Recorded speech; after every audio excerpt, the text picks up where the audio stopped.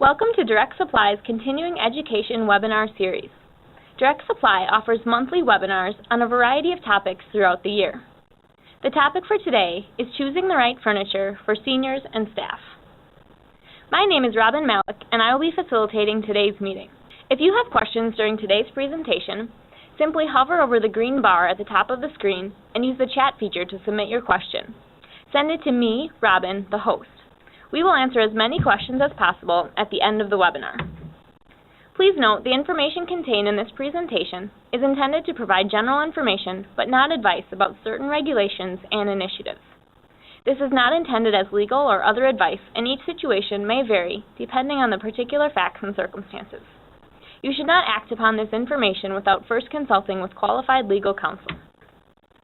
Today we are joined by Jadick, Senior Product Consultant from Direct Supply, and Pat Jadick, Occupational Therapist at Ensign Services and Therapy Business Consultant for Direct Supply. JD works closely with the Direct Supply marketing team to evaluate and analyze customer feedback to help improve current products and develop new ones. Pat is an occupational therapist with over 27 years of experience in a variety of settings, which include skilled nursing, assisted living, outpatient, home health, and acute care hospital. She is currently working as an appeals denial management resource for Ensign Services, and she is the Therapy Business Consultant for Direct Supply. And now, please welcome JD and Pat. Thank you, Robin. We understand that furniture is a major investment for your community and strongly affects not only your marketability and how your community is perceived, but most importantly affects the everyday lives of the residents that are living within the walls of the community, as well as the staff that are working there on a daily basis. Growing older doesn't have to mean that home should be any less comfortable, stylish, or inviting. We need to keep in mind that the reality in our industry, unfortunately, is that the senior sitting on the sofa when you first purchase it is most likely someone different that is sitting on it 7 years from now. We need to create the same experience for the senior sitting on it in year 7 as the senior sitting on it today. And how do we do that? So we're going to spend some time today discussing the principles and information you will need to consider when you're selecting and purchasing furniture that will help you to create that experience and give you the confidence that you are spending your dollars wisely. But first, let's give you a little insight into who we are. I'm Jadick. I'm the Furnishings Product Consultant at Direct Supply. I've been in the furniture business for over 10 years now. I started at a local furniture store called Bachman Furniture, where my main roles were doing the buying and visual merchandising. In those roles, I really had to focus on product that was going to appeal to the mass community. I had to think about multiple opinions versus just my own and make sure that I was picking out furniture that everyone was going to like and come to the reality that you can't please everybody with every single piece of furniture that you purchase. And then with the visual merchandising, I really had to focus on that first impression and creating that impression. When new customers come into the store, do they want to shop in the store? Do they want to stay there? Do they want to come back and purchase from us? So very similar to what you experience when you're selecting furniture for your communities. What's that first impression? Are you going to bring in that new resident? Are you keeping your current residents happy? So it made a really easy transition into my role at Direct Supply, where I have since helped hundreds of customers select furniture for their communities, really by understanding their needs, working within their budget, and using my knowledge of industry trends, of what's going on within the communities, what other communities are doing to maintain the marketability, as well as using my knowledge of the trends in the furniture industry. And really, I just try to focus on the quality of life and the safety of the residents. And I'm Pat Jadick, Occupational Therapist and Therapy Business Consultant for Direct Supply. I have over 27 years experience as an occupational therapist, and I've worked in a variety of different settings that included nursing facilities, assisted living, home health, and acute care hospitals. I also have received advanced training in dementia care and low vision. Each community is a unique home, and there are certain characteristics that should be consistent across all of them. We are going to walk you through strategies that focus on the safety and comfort of the seniors, from furniture placement and accessibility to specific features to help with ingress and egress. We will also discuss how to encourage and empower independence with your visually impaired residents, making it easier for them to navigate on their own.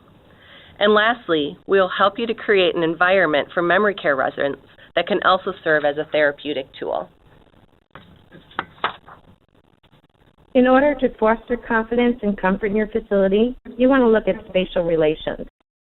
Spatial relations relates to the way in which something is placed within the environment and its relationship to other items.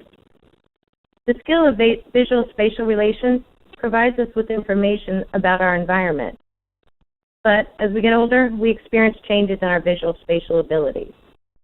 Therefore, it's important to look at how things are arranged and laid out and determine its practicality, its safety, and how it's going to relate to other pieces of furniture in the same area.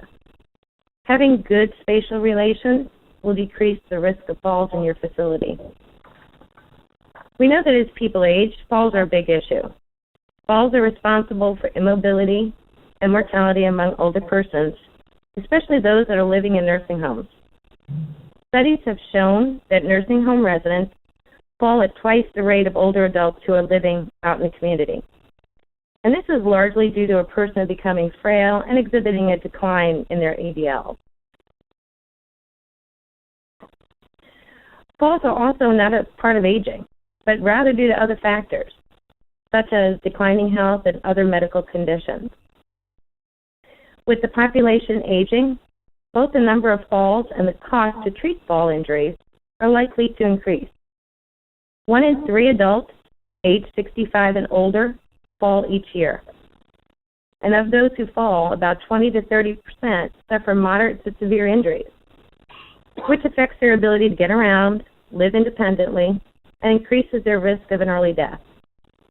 So the best way to reduce falls and provide a quality of life for your residents is to make safety a primary concern. And why is fall prevention important? Falls can be devastating. They can lead to serious injury, such as a hip fracture or head injury. And in addition to the physical and emotional pain that they cause, recovery can be long and sometimes affect whether a person can return to their prior living environment. Falls can also be deadly. Falls are the leading cause of injury deaths among older adults. Falls can be costly. According to the CDC, in 2012, the direct medical cost of older adult falls was close to $30 billion. Falls are also preventable. By implementing effective fall prevention programs in our communities, we can reduce falls and help our residents to live better, improve the quality of their life, and allow them to live longer lives. But as we get older, we face many challenges. And some of these challenges are limited mobility, impaired balance, changes in our sight and hearing. And these are all contributing factors that increase the chance of an older person falling. So for residents that are experiencing changes in these areas, we need to make accommodations or considerations to compensate for these losses. There are several strategies to consider when looking at these contributing factors. First thing to look at is accessibility. Within your facility, you want to see how accessible your common areas are, including your dining room, the residence room, and any other areas that are most commonly used. What makes an environment accessible? An environment is accessible if that residence has the ability to enter and move around freely without any obstacles or difficulties. To foster independence and confidence with our residents, we want to provide accessible and easy-to-access furniture, which is very important. Not only will it promote safety, but it will prevent falls and injuries. So to improve accessibility, such as in a residence room, we want to make sure we're providing accessible waist-high storage, like cabinets and drawers for frequently used items. And if the cabinet is too high or too low, or difficult to manage, it's going to increase their risk of falling.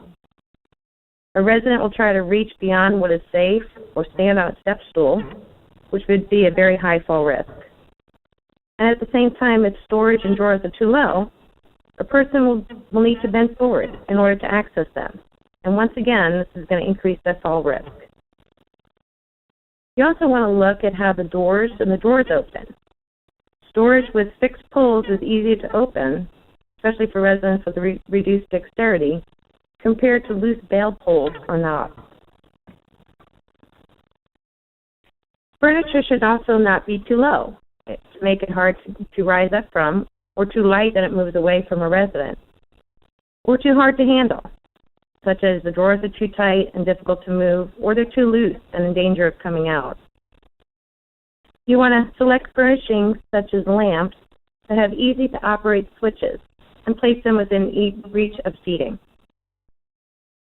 One thing to take into consideration when assessing whether the furniture is accessible is that a person in a wheelchair or a chair has very limited reach and is limited to a side reach of 54 inches and a frontal reach of 48 inches. The lowest easy reach from a seated position is 9 inches to the side and 12 inches to the front. You also want to look at carpet wearability and whether it looks institutional versus residential appearance. You should also look at whether a wheelchair, a walker, or other assistive device can maneuver easily and safely on the type of carpet that you're selecting. And if you look at the furniture that's in the image, the wardrobe on the left, behind that door on the left-hand side is hanging space, and the drawers are on the right-hand side. So you'll see that it's all very accessible for that resident, right at their height, easy for them to access any of their hanging clothes or their storage in the drawers. They don't have to reach up too high to reach some clothes, potentially causing them to fall, and they don't have to bend down too far to reach in the drawers, which would be hard for them to get up from. On the right-hand side, you'll notice the chair is positioned very close to the light, so it's easy for them to access that, as well as the height of the table itself. So if they have a glass of water on it, or the books like in the image here, it's very easy for them to reach that. One other thing I'd like to point out about that end table there, it is a square end table, but yet it has rounded corners. That's another great thing to take into consideration when looking at furniture to keep your residents safe. Another area that you want to look at is traffic patterns. Consider how your residents are going to move throughout your space, especially those who use walkers or wheelchairs. You want to make sure that you keep your pathways clear and that they're wide enough to allow the resident to move easily and freely through it. Another consideration to keep in mind is if you have a resident who furniture walks, and those are the residents who walk around holding onto furniture or walls to maintain their balance, you want to place stable arm height furniture that will allow them to grasp them as they're walking for that added balance. As Pat mentioned, both the number of falls and the cost to treat fall injuries are likely to increase. So you want to avoid unsecured accent or area rugs that can cause someone to trip or fall. Consider incorporating a floor inlay like what's pictured here to define the area much like a traditional area rug. So you can define that space, make it very intimate and cozy, but you remove that potential tripping hazard. And you also want to plan ahead for electrical cords. So choose outlet and furniture placement that keep the cords hidden and out of walkways. There are already a number of contributing factors that increase the chance of an older person falling, so let's create as much prevention as possible. Next, we are going to discuss features that will help you create that inviting personal space within your community that are senior-friendly. Remember that resident experience that I talked about in the beginning, having that resident on day one of that life of that sofa have that same experience that the person that sits on it 7 years from now. The features that I'm going to discuss next are what's going to help you create that experience. Let's start by looking at some of the key features of a dining chair. From the fabrics, you'll notice that there are two different fabrics on this chair. We recommend an easy-to-clean vinyl on the seat and a complementary performance fabric on the back. So it provides that functional yet stylish look that supports the demands of senior living. Furniture doesn't always have to be about just being pretty. It can also be practical. What are some of the differences you notice on the chairs in the pictures here? One thing I want to point out is the back design. So you'll notice the chair on the left, there's a space between the back of the chair and the seat, versus the seat on the chair on the right, you'll notice that the seat and the back meet. Where are crumbs going to go? right into that crack. Your staff is going to have a hard time cleaning up the chair on the right versus the one on the left. They can just wipe that seat right down and it's good to go for that next meal. What else do you know that's different? The arms are a big difference. So the chair on the left, you'll notice that the forward hand grips, they come to the end of the chair and they have that nice rounded feature to them. So it's very easy for the residents to grab that, to get in and out of that chair and use that for stability. The chair on the right, the arms are set back farther, so it's harder for them to reach it and it might throw off their balance when they're trying to get up. When you're looking at the arms of the chair, you want to make sure that it's the appropriate height for the resident as well as width. It should be wide enough to support your arms when you're relaxing and yet be easy enough to grasp and assist in getting in and out of that chair. The stretcher bars are on the bottom of the chair, and that's not for aesthetics, nor is it for a footrest. It's purely for durability. So it helps keep the chair frame stable and helps with the longevity and the life of the chair itself. You want to look at wheel options for your dining chairs. Front wheels on the front legs, and we do recommend the front legs only for resident safety, can help assist the residents when they're pulling up to a table and also help reduce the stress on the chair frame. We recommend inline wheels on hard flooring and also with residents that have higher acuity levels that you don't want them moving around quite as often or as easily as they would with a caster.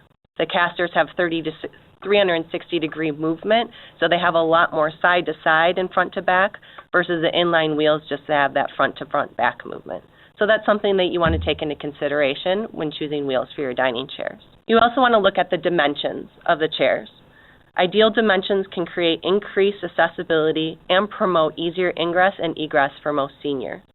You want to promote that proper dining posture, so when the resident is sitting in the chair, they're sitting upright and they're comfortable. They're at the right height for the height of the dining table where they can access their food very easily. They're not launched back too far where they can't get out.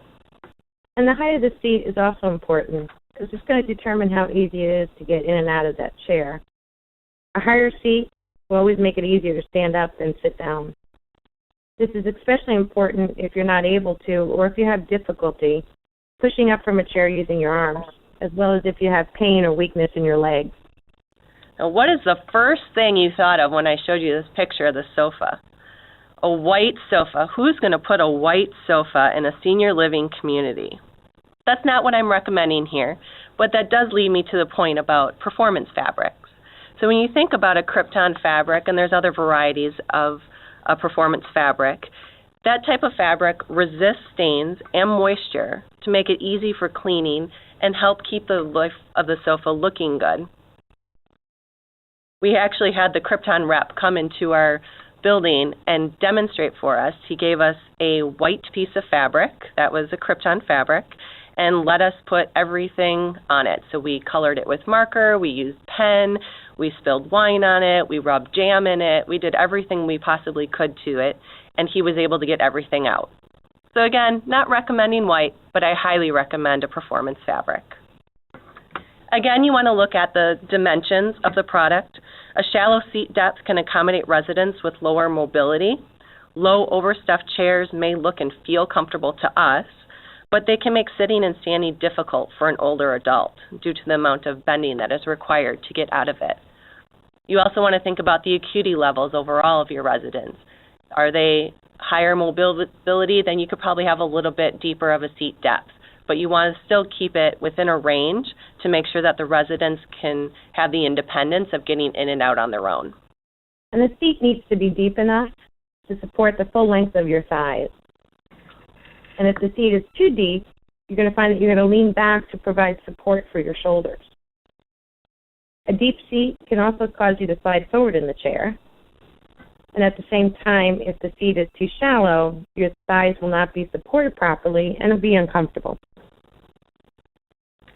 Not only are the dimensions important about the sofa seat, but you also want to think about the foam itself. We highly recommend high-density, high-resiliency foam in the seat cushions to help keep them staying firm and supportive over the life of the product. How many of you have sat in a sofa with soft cushions that have broken down over time and it feels like you're sitting on a toilet bowl? and it makes it really difficult to get out of that. We want to prevent having that happen to our residents. Another feature to consider for ease of cleaning is removable seat decking. This is a feature that helps to support the long lifespan of the furniture and make it very easy for your staff to clean up after any spills or any residents with incontinence. How many people have been without a piece of furniture in their area for an extended period of time because somebody urinated on it or because somebody spilled something on it? Those days are long gone. Now all you have to do is wipe up the mess because you have that performance fabric on the piece of furniture, and then you can remove the seat cushion, remove the decking like what's shown in the picture here, and you can actually access the floor underneath and wipe everything down. So your sofa is completely protected. The staff doesn't get injured by having to move the sofa out of the room or dragging it, damaging your floor, and the residents aren't without their piece of furniture anymore. Now we're going to talk about some furniture solutions for the aging eyesight. We know that older adults have a higher rate of blindness than any other age group. The Lighthouse for the Blind estimates that about 27% of nursing home residents that are age 65 and older have some type of visual impairment.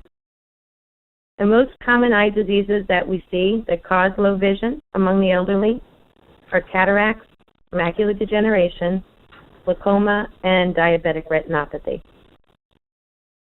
Changes in our vision accelerates after we reach the age of 50 and increases in severity after age 65. It can also become more difficult for an older person to see objects clearly. As a person ages, the lens of the eye can also change, and it becomes more opaque and yellow, and it affects a person's ability to distinguish closely related colors, especially in the blue-green end of the color spectrum. It also takes longer for an older person's eyes to change focus from an object that's close at hand to another one that's further away. It takes longer for them to focus when they move from a light to a dark area or from a dark to a light area. So during these intervals, they may not be able to see hazards such as steps or furniture that are in the way. So some suggestions to accommodate for this would be clearly mark any hazardous changes in your floor levels. You want to make sure that you position furniture away from or widen the traffic patterns in areas where people will walk or move about most often. Adjust the illumination. Use higher wattage light bulbs where appropriate. You want to look at distributing the light evenly and avoid using any shiny surfaces, because these can cause glare, which can also be blinding. Be aware of your color scheme. Yellow, oranges, and reds are more easily distinguished by older adults. Blue and greens are harder to see. And avoid using closely related colors together. Look at keeping a consistent light level in all areas and use night lights as needed. You want to simplify the seating offered in your facility. And by this I mean consider providing contrast. This can be done by having seating that has contrast cording, has different color piping, or nail head detail, so that it's easy to distinguish. You can also use pillows of a different design or color to help outline that furniture and make it easier to see. For seating, you want to choose chairs with arms. It makes it easier for older adults to push up from when they're in a sitting position. A love seat might be a better choice than a sofa because it seats only two people, but it gives each person one arm for support and a surface to push up from. High back chairs can also be good because they help to prevent a person from falling backwards when they're getting up to a standing position. Another feature I'd like to point out, which you'll see in the image here, is on that sofa how supportive those arms are. So when the resident is getting in and out of that piece of furniture, it's very easy for them to grab onto something and get out. You won't see, or we don't recommend, sofas that have any sort of pillowy type arm to it that would sink and be soft and be too hard for the residents to get out. To improve your resident safety, you want to reduce or minimize glare. Glare is reflective or uncontrolled light that shines directly into the eyes and it makes it very difficult to see and can be blinding. There are several strategies that may help. You can diffuse light by using lamp shades, which we recommend fabric over paper or metal. It makes the light a lot more ambient. You can offer three-way lighting, so the bulb will offer a dim, medium, or bright option where the resident can choose what is easiest for their eye. Try placing the light behind the resident versus in front. That'll help create better lighting. Use curtains or translucent sheer blinds and curtains that'll help absorb the natural light coming in. Avoid glass cap tables, which can reflect the light and make it difficult to see in dim rooms. And avoid highly reflective flooring or anything with a high polish or high wax, as it can reflect light and make it difficult for the resident to see. You want to look at windows and make sure that you're outlining them with curtain fabrics that stand out from the walls. You have to help define that space so that the residents can see it easier. The aging vision needs a little help to differentiate layers, so think about using different textures, colors, and patterns. Using and providing contrast is a key coping strategy for people with visual impairment. The more contrast that you're able to provide, the easier it is to locate and find items in their environment. Furniture, bedding, floors, and walls in similar colors can often blend together and increase their risk of falling. When things are in similar colors, it's hard to distinguish the objects from one another. The chair seat might blend into the color of the wall, or so the edge of the chair might not be where the person thinks it is. So by adding visual, clear color contrast, you can set the walls apart from the flooring, the bedding, and the furniture, and provide visual cues to help assist the person with poor eyesight to distinguish shapes and depth. So by looking at this picture, we see that the bedding is in a contrasting color from the wall. It is in a red that's easier for the aging eyes to see. And they use pillows of a different design and contrasting pattern to help distinguish the bed from blending into the wall or with the flooring. The pillow is also a bright color and has a task lamp reflecting on it, making it easier to see.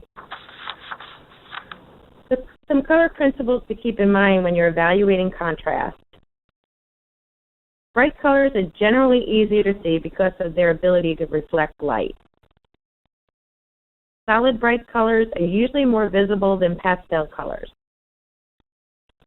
Lighting can influence the perception of color.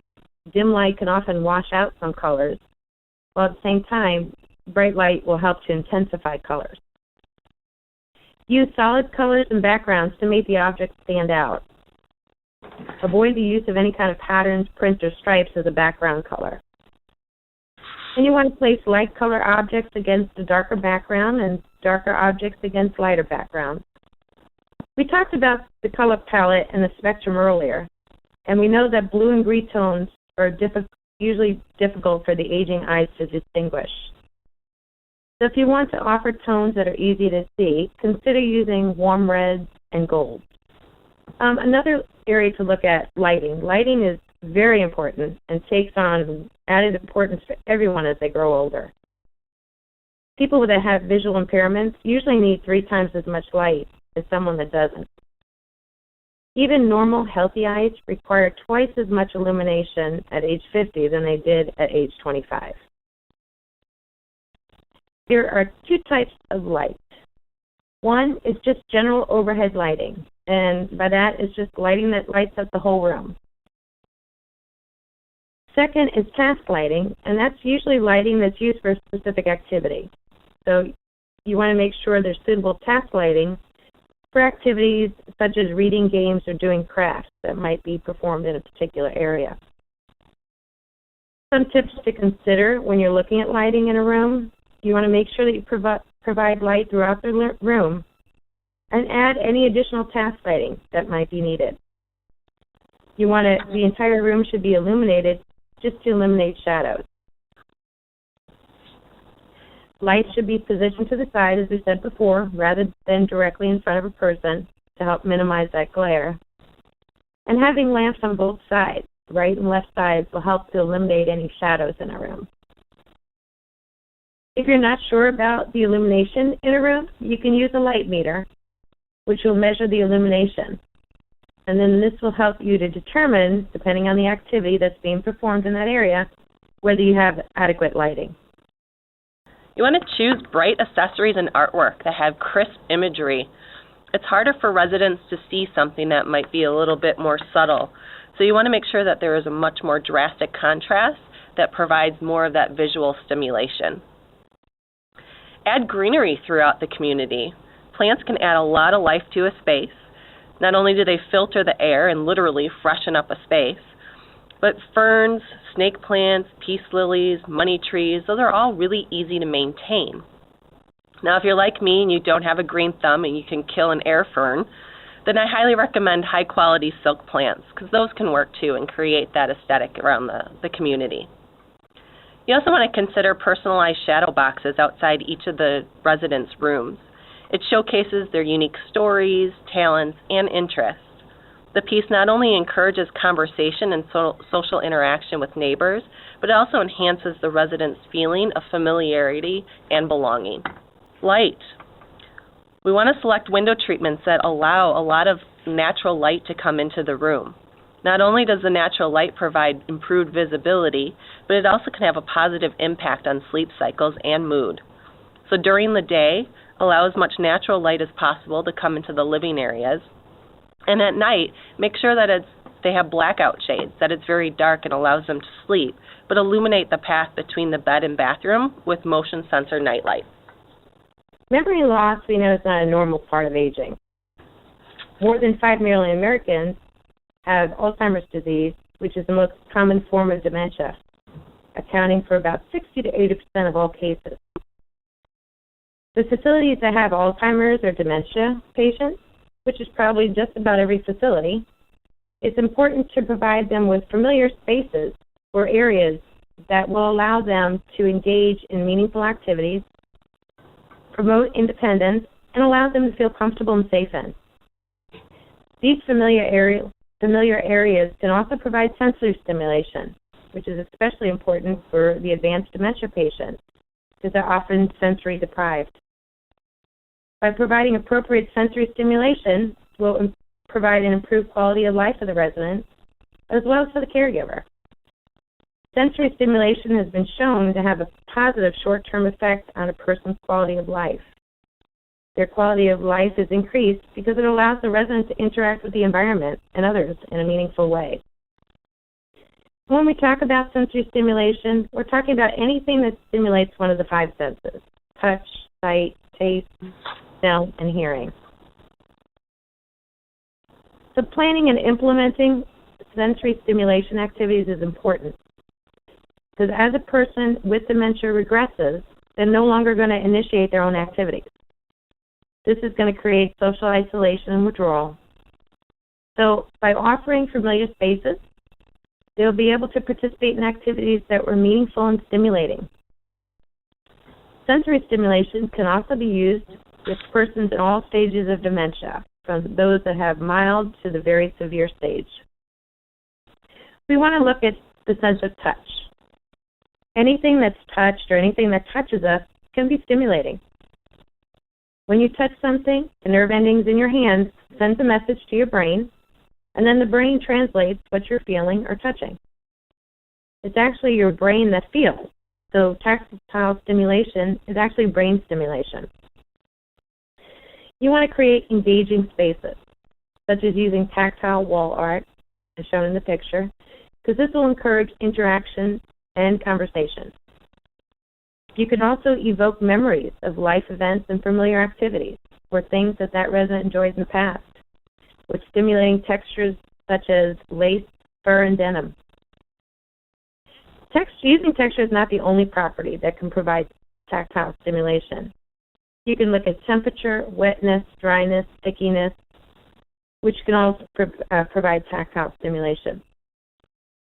Researchers have found that by using tactile stimulation, that there has been an improvement in short-term and long-term memory in subjects that have been diagnosed with Alzheimer's disease.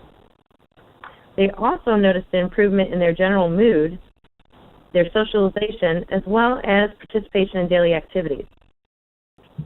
We find that most people are likely to respond to items and things that they're familiar with. So you want to spark conversation with meaningful decor. Use iconic artwork or familiar photos of local landmarks throughout your communities and in the common areas that bring about that feeling of familiarity. And incorporate space for personal photos in the resident rooms. And as I mentioned earlier, keep in mind those memory boxes, again, that can bring about that familiarity and spark conversation amongst the residents. You want to avoid busy patterns that can create frustration and confusion amongst the memory care residents. So think about that when it comes to artwork, flooring, fabrics. You really want to avoid those busy patterns. You also want to avoid designs that have any sort of dark spots, because that can be misinterpreted as dark holes or dirt. And also in fabric, avoid anything that has too much of a texture that would cause the residents to start picking at it and end up destroying your furniture. As you notice in the image, the plate really stands out in contrast to the tabletop. Bold dinnerware creates an appetizing backdrop for food, particularly the primary colors, which are proven to enhance appetite. For optimal contrast between food and dinnerware, we recommend selecting solid yellow bowls and dishes against a dark background. You also want to consider cups and bowls with two handles. That improves ease of use for the residents. And don't fake it with these residents.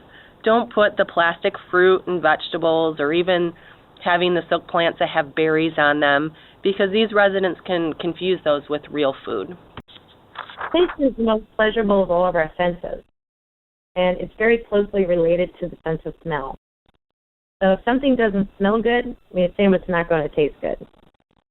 So the sense of taste can often trigger memories. Look at bold dinnerware creates an appetizing backdrop for food, particularly the primary colors, which have been proven to enhance appetite. So for optimal contrast between food and dinnerware, you want to select light colored bowls and dishes and place them against a dark background. By placing foods on a contrasting color plate, it can enhance the appetite. For example, serving green beans on a white plate rather than a green plate tends to be more appealing. Color is one of the most important things to keep in mind with food presentation. There are certain colors that will stimulate the appetite, while others will help to suppress it. The most appetite-boosting colors are yellow, orange, red, green, and white, while the appetite-suppressing colors are gray, blue, purple, and brown. Changes in the visual and spatial abilities may make it harder for older persons to distinguish their food from their plate or the plate from the table. So it can be helpful to use light-colored plates or bowls with a contrasting color placement. You also want to capitalize on a person's ability to be independent during mealtime. And you can do this by providing adaptive equipment, such as using adaptive serving dishes or utensils to make eating easier. It also may be easier to serve food in a bowl instead of a plate, or by using a plate with rims or protective edges so that it's easy to push the food onto the utensil. A spoon with a larger handle might be less difficult to handle than a fork. A recent study that was done by Cornell University shows that we're strongly influenced by the shape, the size, and the visual appearance of our food. Usually food is introduced first by the tray that it's served on and the dinnerware. The first impressions of how that food is presented and how it looks plays an important part in our determining the tastiness of the food. Therefore, you want that first impression to be a positive one. We also want to look at the sense of smell. The olfactory system has a direct path to the brain. And one way to exercise the olfactory sense is by using it. Some of our strongest memories and associations are often triggered by smells. So you want to incorporate areas where your resident can be comfortable and provide sense that will elicit past moments and memories in their lives. Smells such as the alluring aroma of fresh coffee, fresh baked cookies, or popcorn can be very stimulating. Also consider using scented electric candles that offer the flicker and scent of real candles, but without the safety hazard of having an open flame. Aromatherapy is also another good form of sensory stimulation. Research has shown that certain smells, such as using lavender, have shown to be very effective and calming and soothing. And if used in the evening, they found that it could even promote better sleep patterns. Now, if you were listening to me earlier, you're probably looking at this picture and saying, hey, JD, you said not to do any area rugs in our communities. It's not. It's actually an inlay. So we used a carpet inlay with the vinyl floor planks to create the appearance of an area rug. So again, it's just a little trick that you can do so you can still define that space, give it the aesthetics and having that nice pattern, making it very pretty, but still making it practical and preventing the trip hazards that could be there if it were an actual area rug. Over the years, I've worked with a number of customers that have come in struggling with the furniture that they currently have. It's been falling apart, it's not built for the seniors, they can't get in and out of it, that they bought it 2 years ago and it already looks 10 years old.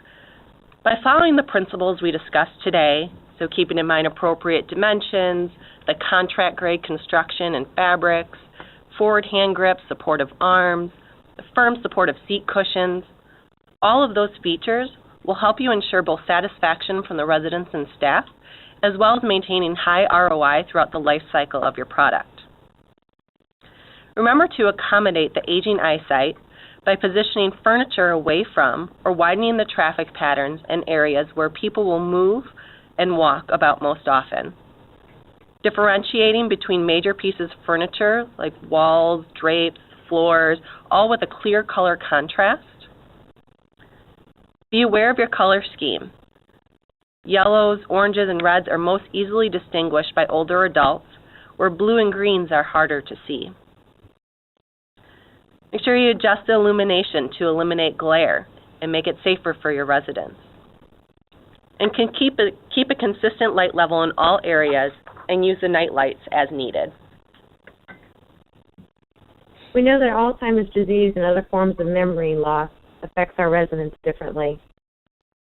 When done according to the principles discussed today, such as tactile stimulation, incorporating meaningful and familiar decor, stimulating the appetite with food presentation and bold dishware, providing sensory stimulation, we know that the home environment can also be a therapeutic tool to create security and promote self-esteem.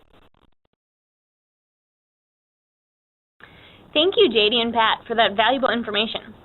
We do have time for a few questions, so if you have any, please send them to me via chat or Q&A, and we will read them. One of the questions that came up during the presentation is, what is the difference between caster wheels on the front of a dining room chair and the inline wheels? So I'm actually going to go back to that slide because it'll be easier to show you a picture. So on the chair itself, we have what are called inline wheels. So they're very discrete little wheels. Those are the white things in the front legs that allow that front to back movement. The wheel on the right in the corner, that's a ball caster. So that is the wheel that has more of a 360-degree movement, where the chair will have more side-to-side and front-to-back movement versus the inline wheels just go front to back. Excellent, thanks. Another question that came up is, back to that one. Doesn't that carpet inlay create false edges for the dementia resident or visually impaired resident and increase fall risk? I'm sorry, could you repeat that? Sorry, I guess it was a separate question. I apologize. Okay. Doesn't the carpet inlay create false edges for dementia residents or visually impaired residents? Does it increase fall risk?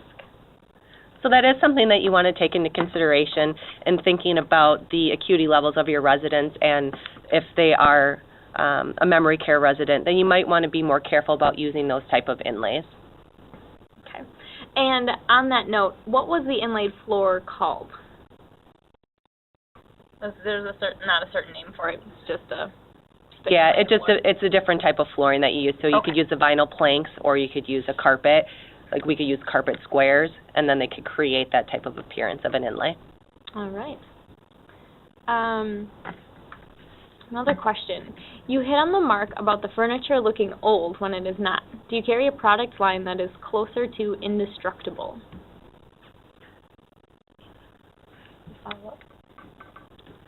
Yeah, so there are a lot of different products out there. What I would recommend is, nothing's indestructible. A diamond is the hardest surface possible, and you can scratch it if you do it right. But training your staff how to use the product appropriately, understanding and having a conversation about the acuity levels of your residents, how the furniture is being used, we can best understand your needs and find the appropriate furniture that could work in your industry. Excellent. What are your thoughts on rocking chairs? Well, we actually have some chairs in the furniture industry that are stationary rockers, where the frame stays completely stable and the seat in the back actually rock. So you get the benefit of that rocking motion without having to worry about the safety of your residents. So the frame stays completely stable. It's very easy for them to get in and out of the chair, but they get that benefit of that rocking motion. Excellent. Another question is, are we able to get a copy of the slides? There's a couple examples I'd like to use. And yes, we will have an email sent out probably tomorrow, and there will be a PDF of the slides, so you can use that. And then another one that just came in is, what are your thoughts on gliders? There are gliders that actually have a locking mechanism in them if you're concerned about the safety of your residents with the glider. So it actually, as soon as the resident wants to get up, it locks it in place and doesn't propel the resident forward any farther. But if the acuity levels are lower and you're less concerned about them being afraid in the glider or their safety in their glider, then I think they're perfectly okay. Great. Do the stationary rocking chairs also recline? They do not, but we do have rocking recliners, but those are not, it's going to be a completely different type of product. Okay. Man, lots of questions today. This is awesome. What type of wall art is good for people with dementia? Anything that brings about familiarity. So if you can incorporate anything that's imagery of local landmarks, so if bridges are a big thing in your area, bring in images of those bridges and hang those on the walls. Bring on, as I mentioned, iconic artwork. So we showed Marilyn Monroe. Anything that brings back any sort of familiarity sparks that conversation and triggers the memories. Great. What about weighted furniture for the Alzheimer's patients? I've seen furniture so heavy they couldn't be thrown. Do you recommend it? A lot of time that type of furniture is really hard on the floor and actually more difficult for the resident to live about their daily life. So if you think about a dining chair, if the dining chair is really heavy, it's hard for them to get in and out from the table, and it's hard for the staff to help assist them because the furniture is so heavy. So you want to make sure you find that happy balance of furniture that's heavy and it's weighted where it can't easily be picked up and thrown, but yet it's still light enough where it can be used on a day-to-day basis. Great. And then we do have a follow-up to the inline or caster wheels question. Is there do you have a preferred option, or is there advantages or disadvantages of each? Yep. So the inline wheels, the advantages of having that are that it has a front-to-back movement only. So if you have higher acuity levels, you're concerned about them being a little too mobile, you want to stick with those inline wheels. The casters have more of that side-to-side movement. So if you tend to get your residents out, if the staff uses the arm to pull to the side to pull the resident out from the table, then the casters would be a better solution because it's going to help bring the chair to that side position versus tugging on the frame and then potentially damaging your chair. It also is going to be determined slightly by what type of floor you have. So if you have a vinyl floor or a hard surface, the casters are going to have a lot more mobility on those than the inline wheels. And if you have a thicker carpet, the inline wheels are going to have a harder time functioning than a thinner floor or on a hard surface. Great. All right, we have two more questions that just came in. One is on dining. If one was to use white plates so most food is visible, would you recommend a charger and a placemat or just one piece in a different color? I would recommend actually something that's going to provide contrast. If you're using a white plate, you're going to need something that's going to be dark enough to provide contrast to that plate. All right. Thanks, Pat. And then, is there any special lighting you recommend to prevent shadows? Really, you just want to look at that you have even lighting. The best type of lighting to use whenever you can capitalize on it would be any kind of natural light that's coming into a room.